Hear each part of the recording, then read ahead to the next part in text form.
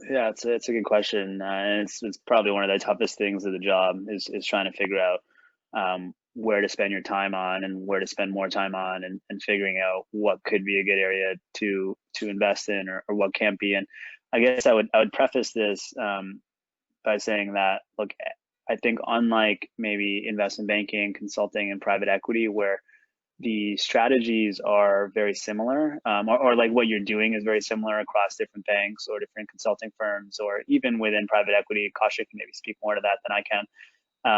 Public markets, there are a vast range of different strategies because people have macro views, people have concentration versus diversified, people have funds that maybe only look at securities in Brazil. Some people will trade things intraday. Some people will hold things for 10 years. So as a result, and some people will take on leverage, some people will not take on leverage. So as a result of that, um, I don't think there are just so many different categories of types of investing in public markets. So if you're approaching a job, I think that's one of the most important things, is really figuring out what type of strategy that makes sense for you. And you may not get it right the first time, and you can move around and all that. But I just wanted people to know that there's unlike maybe some other career paths where most of the jobs are very similar, and there's cultural differences. Like, the jobs are very different depending on the strategy, and there are a vast range of strategies in public markets.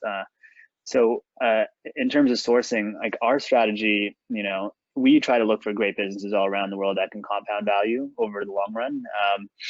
And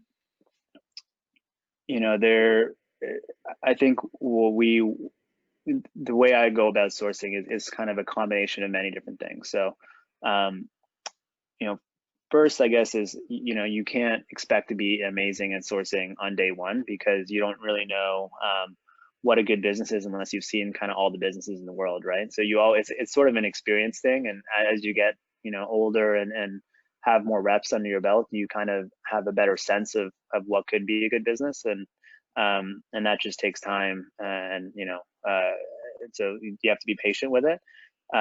What I try to do is I do a combination of different things. So um, I'll run my own screens, and a lot of the screens are kind of tailored to things that we particularly look at, and sort of metrics that we focus on are sustainable operating income growth. I'll screen to try to triangulate those things in different ways, and then also look at maybe different nuanced ways of screening for similar types of things, whether it be like insider ownership, or management change, or spin-offs, where the situation might be a little bit more misunderstood. Um, the other way that I look for ideas is I look at companies that we already own, or companies that I already cover, and I look for comparable companies, maybe in different areas of the world, or even within the same industry, that that where they may not be competing so heavily with each other, and they sort of coexist.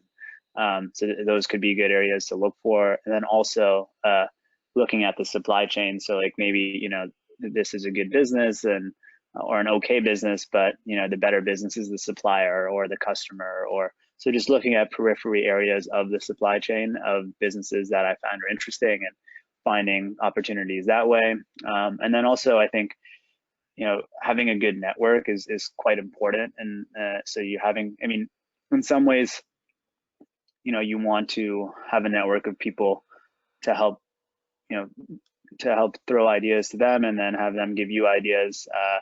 But you have to be careful with that, because like, you don't want to be biased. You want to make your own decisions. You don't want to be misled in some way. So you're having a tight knit of friends where, it's very cordial, and like, it's not, people don't get as defensive, and you don't get swayed too much. I think that's another way of building a repertoire of ideas.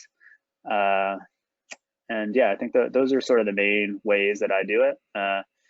Yeah, But it's the toughest part of the job, and I think, I guess, one last thing that I would say is that there are also um, there are sort of patterns that kind of exist. There's a psychology aspect of public markets, and there are certain securities that fall in favor and out of favor at different times. So over time, you kind of recognize some of these patterns, and as a result of that, you look for different businesses in different areas that result from some of the patterns that work for your specific strategy. So pattern recognition is something that that I also look for in terms of sourcing ideas.